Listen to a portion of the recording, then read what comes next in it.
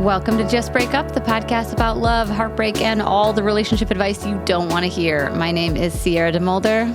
And I'm Sam Blackwell. And today we're going to answer a letter from somebody who is trying to get their partner to communicate more. But before we begin, we just want to give you our Surgeon General's warning, which is that Sierra and I are not licensed mental health practitioners. We are not professionals. We are not trained in this. We're just here to offer our humble musings to hopefully shed some understanding and maybe some laughs about the incredibly rewarding but mostly confusing experience that is love. All right. This episode's check-in topic is inspired by a letter writer who they pronouns are she, her. Their name is Listening Ear, and they're writing to us from It's Not About Me USA, which I think is such a great, man, I got to visit that place. Oh, for sure. Absolutely. Yeah. So they write, I'm in a happy partnership with the most wonderful person, but right now he's going through a lot of changes, work stress, burnout, job hunting, and general life stress. I'm so grateful to be there to support him, but I've also been feeling a little low and a little lonely myself because we just don't have as much fun together anymore, plus less sex, and just generally things are a little bit more blah. Any tips for how to take good care of yourself and fill your own cup when your partner is going through a tough time that you know is temporary? I thought this was such a great question. So summarizing, how do we take care of ourselves when maybe our traditional support system can't be there the way that they normally can? And also, for me, somebody whose cup is often filled by other people, like how do we practice that motion of self-soothing, self-love, self-affirmation when the cup bearer, the cup filler upper. yeah. Well, I've been, listening to Game of Thrones on audiobook again, and it's like the you cup said bearer. cup bearer, and I immediately pictured Arya Stark filling the cup of Tywin Lannister. Exactly. Okay. Which doesn't happen in the books, but anyway. So getting to the question, I think the first thing that I would note that you actually said in your letter that I am saying to myself now in my life to, put some perspective on my emotions is this is so temporary. I'm not going to feel this way in a month, in 3 months. I might be still struggling with whatever the season is or the circumstances, but in a month, I'm going to have a month's worth of perspective and practice on dealing with this. Or you don't know what your boyfriend is going to go through in 3 months and how that's going to change his behavior or his ability to show up. So it sounds a little silly, but just remembering that this is temporary. And, another thing I tell myself is like, I am allowed to go through seasons of change and struggle, and I can have bad moods too. So I'm gonna extend that permission to my partner that they don't have to be perfect for me all the time. They don't have to be able to fill my cup all the time because I can't fill theirs all the time. You know what I mean? Sure. Yeah. And I think it's really hard to be in this situation that you're currently in. And it can feel really lonely, right? And I think that that's something that I have experienced as Peter and I have been through a lot of different things over the course of the last few years. And what I think that when I was thinking about relationships and going through hard times, I was like, okay, I can sort of understand that it's going to be hard and we're going to have to take care of each other and like all of that. But I don't think I anticipated the loneliness that comes when your partner is really hurting and you're like, I kind of want to like go out and do something, right? Like or I want to help or I want you to comfort me. It's very isolating. Yeah, absolutely. Like it's just like that person that you love to spend time with because obviously you're in a relationship with them isn't available to you in the same way. And like that's really sad and lonely. So I feel that. I feel that isolation and I feel that loneliness that you are feeling. And one of the things that is helpful for me is just to remember that like doing the of course for yourself, right? Of course you're feeling lonely, right? Even though your partner is there physically, he may not be there emotionally or spiritually in the same way. So you kind of are on your own right now. And that's a sad and hard place to be. And then also saying like, it's not your job to be there for him 100% of the time. And it's not your job to exist in this relationship just to make him feel better. Right. And I have to remind myself of that because as a person who was told for a very long time that it was my job to make everyone around me feel better, like it is really hard for me to be in relationship with someone and see them struggling because it's like, oh, my job is to take that pain away. So just a reminder that that's not actually your job. Your job is to be there and to support and to love, but your job's not to make him feel better. And you also get to live your life even though he's hurting, which is also really hard to handle, especially when we've been told that if other people are around us are suffering, we should be suffering too. So what are the things that you are doing outside of this relationship to have fun, to celebrate the things that you want to celebrate, to talk about that series that you're watching that you really want to share about, right? Like those things that may not be super available to you because your partner isn't in a place to like hear and respond and engage in that.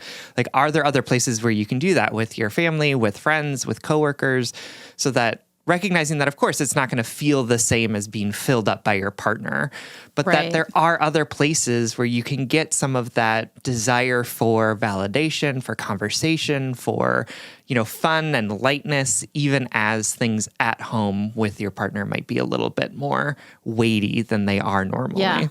Yeah. And I love the piece that you said about just giving yourself permission to continue your life. And I don't mean that insensitively, but I think we, like you said, we've been taught to tiptoe around somebody who's hurting, but like that's not serving them either, Yep. I think you handled it really well when in his grief, your partner was feeling a little bit more reclusive, and you would always sort of check in and say like, me and so are going to happy hour. Do you want to come? And if he says no, then that's totally okay. And I'm still going to go because I have this relationship to foster and I want to leave the house or whatever. But yeah, I would also ask too, if you would prefer if I would stay home too, right? Like, yes, would it be helpful exactly. for you if I stayed instead of going? And sometimes the answer, that's not true. The answer was never yes. Peter is like a very reclusive sad. But yeah, just sort of asking those questions and acknowledging, right? Like not trying to shy away from the fact that your partner is struggling, right? And acknowledging that and saying like, it's okay if you don't want to go out, and it's okay if you want me to stay in, right? Like, I want to be helpful. And also I know that like me being helpful can also just be me like living my life and letting you do what you need to do in this moment of stress and hardship, right? Yes, I totally agree. Okay, well, my darling letter writer, we hope that this helps and gives all of our listeners an opportunity to reflect and take care of themselves a little bit better. For sure. Let's dive into today's letter. Let's do it. All right. Our letter comes from Feeling Stuck, whose pronouns are she, her, who is writing from the USA. Hi, Just Break Up team. I have been listening to JBU since 2020, and I am so thankful for you two. Your advice has single-handedly made me a better, more self-aware, and more reflective person. I'm writing in the hopes that you, with your infinite wisdom, I love that, right? Infinite wisdom, can help me figure out a solution to what currently feels like an insurmountable problem with my partner. I, 25, she, her, have been dating my partner, Jack, 25, he, him, for almost 2 years now, monogamously. We have lived together for around 6 months now. Most of our relationship has been great. We have had so much fun together, and our relationship has been packed with love, support, and adventure. Even so, we've had a lot of difficulties with communication. My partner frequently goes through phases where he will not talk to me much, will give me clipped responses when I try to start conversations with him, and will generally seem to give me a bit of a cold shoulder. These seem to be a default state that he does not consciously engage in or even realize he is doing sometimes. As someone who can be an overthinker, this often makes me think that he is mad at me or not feeling well, something along those lines. Questions as to how he is feeling often result in a clipped fine or tired, which honestly make me spiral because he's so nonspecific. However, despite many, many conversations about asking him to communicate with me, even just to say that he's fine in a more expansive way, he simply will not do so. He says it's because he doesn't have anything else to say other than that he's fine. He isn't thinking about anything. He isn't feeling anything in particular. I have also asked if he will tell me when he doesn't feel like talking or needs alone time so I don't have to overthink it, but he hasn't done so. After heavy discussion with him on this topic and reading some Gottman Institute information, Jack has decided that this is a core incompatibility we will just have to deal with. He says that he is simply less communicative and I am more communicative, and that he can't change the way that he is. I think that this is a solvable problem because I'm not asking him to change who he is, just to tell me what he's feeling and thinking a little more often. But I don't know how to convince him to do so if he doesn't feel it's something that he can consciously change. Do you have any suggestions for how to navigate this sort of conflict? Is there a core compatibility where I will have to decide whether or not I can live with it? If he never becomes more communicative, it will be hard for me to continue this relationship. However, I love him and would hate to end our life together over something that feels like such a simple fix to me. Any help you would have would be so appreciated. Thank you for all that you do. Oh, my darling, thank you so much for writing and trusting us with this letter and for listening to the podcast. I appreciate this letter. I think this would be a very challenging circumstance for me because I'm a chronic overtalker and won't shut the fuck up.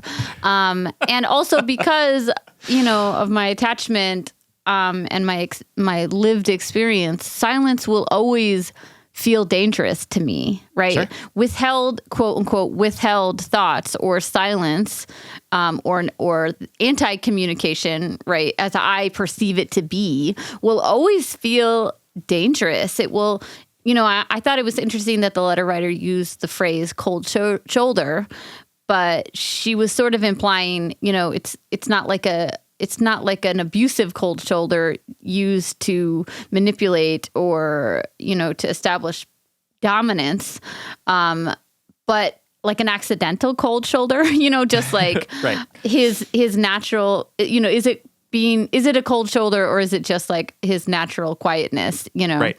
Yep. But for me in an intimate relationship, I'm not sure if me and my anxiety could determine the difference between the two.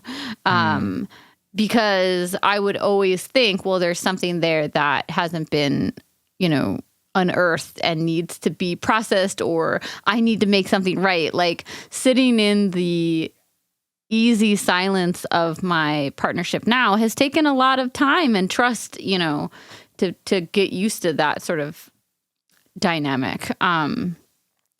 However, that being said, I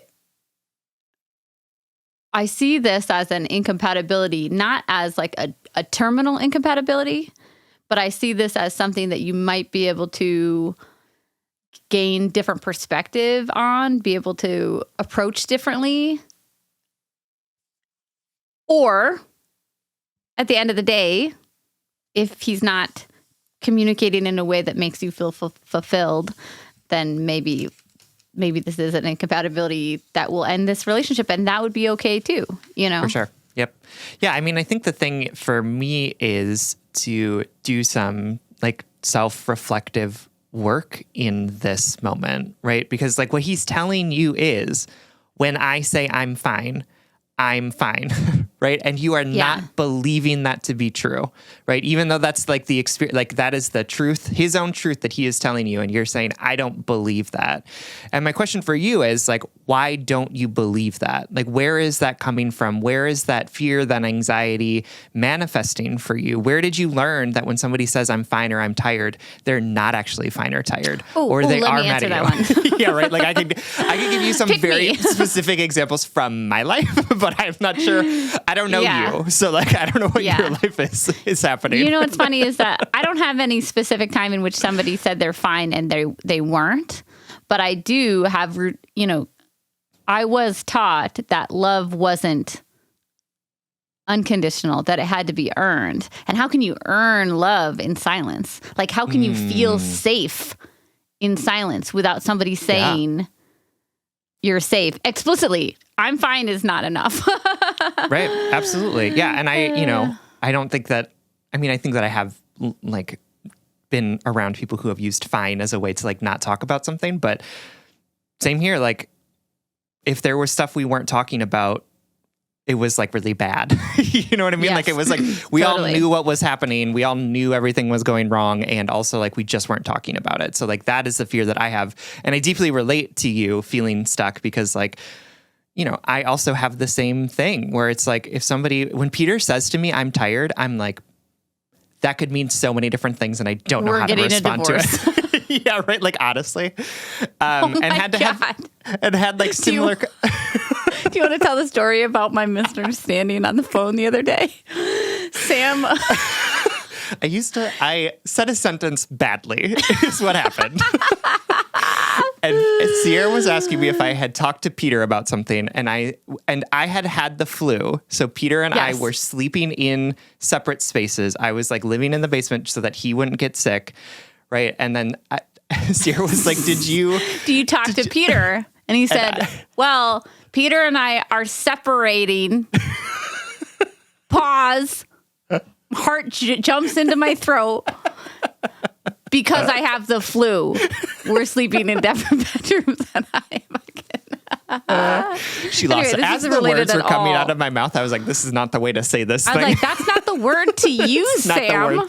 Quarantining, I think was probably the right word. Go. Yeah. But I didn't want it to be like, we're quarantining, like, you know, like there's like things on the door. A pandemic? Like, yeah, right. Like it's just like I had the flu. That word has been anyway. Like really triggering. Unrelated, but that was my fear. That was childhood fear unlocked. My gay uncles are getting divorced. Yeah, could you imagine me just like not telling you anything about what's happening in my relationship and then suddenly one day being like, yeah, so we're separating like 45 minutes into a different conversation. Core childhood fear unlocked. Wolves and divorce. Yeah, clearly. Okay, anyway. I don't even remember what I was talking about, but I think I was saying that, yes, like I have a similar fear of like people just saying that I'm tired and had to have a conversation with Peter where I was like, you have to give me more than that. And like 75% of the time he doesn't, right? He still just says he's tired. But again, it was like I had to do the self-work to be like, when he says he's tired, right? It is not my job to figure out the subtext of that. It is not my job to fix whatever is going on in his life. And if he wants help from me, he can tell me what's going on, right? And it took a lot of work for us to get to that point, but that is what happens in our relationship now, right? Mm-hmm. Now I can trust when he says I'm tired, he's just tired. And when he needs something, he will need something. But I had to, I mean, he had to do some work around that too. I also do too, because I'm also a very much like, I'm fine when I'm like really not fine. But like, but it took work on both of our parts, but I also had to do a lot of work around it. It was not just Peter's problem. It was also my problem. I feel really torn because, you know, when we learn about communication, we learn about internal processors and external processors and, you know, how some people need to talk things out in order to think or understand or feel resolve and other people don't need that. And all of those things are true. All of those things are applicable to this letter. And also, I think it warrants acknowledging that, you know, I don't think your boyfriend has a plethora of thoughts that he's like withholding from you. You know, right. I think now is a perfect time to remember that we all, not only do we all experience reality differently, but we all have thoughts and thought patterns that are different. Just because you think at a frequency or a complexity or an emotional level that you do, it doesn't mean your boyfriend does as well. And I wonder, you know, a huge thing that I would have to do if I was in this circumstance is to just first allow myself to imagine what it would feel like if I believed him when he said he was fine. Yep. And I believed that there weren't more thoughts hiding underneath that need to be unearthed? Because I think the big anxiety comes from the idea that there are things being unsaid or uncommunicated or withheld or he's isolating or whatever. But like, what if he's not? Like, what if there's not anything that you need to unearth? For sure. Does that resolve some of this incompatibility? For me, I'm not sure. Like I said at the beginning of this, I don't know. I think this would be a core incompatibility in my relationship, in my style, but y'all listen to me talk twice a week. So you know that I fucking have to talk and be talked to in order to feel like a human. That's very true. That's why we started this podcast, because we both had to do that with each other for so many years. Yeah. And now we're getting paid.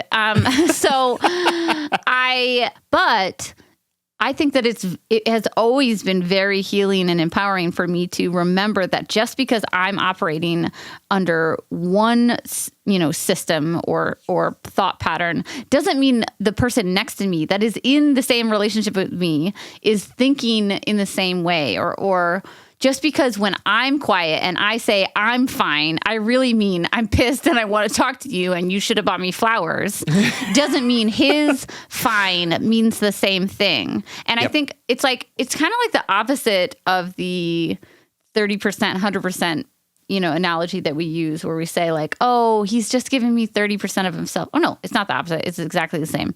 I was going to make a play on it, but it's just the same. When people are saying like, oh, he's just giving me 30% of himself and I just wish he would give me 100% of himself. Like, what if this is the full 100%? Like, what if there are no secret thoughts hiding behind there? Does that resolve the anxiety for you? Or are you like, actually, you know what? I want to be with somebody who shares more of their internal dialogue with me. And both those things are okay. You know what I mean? Change the phrase. I want to be with somebody who has more of an internal dialogue. There we go. Yes. That's it. Yep.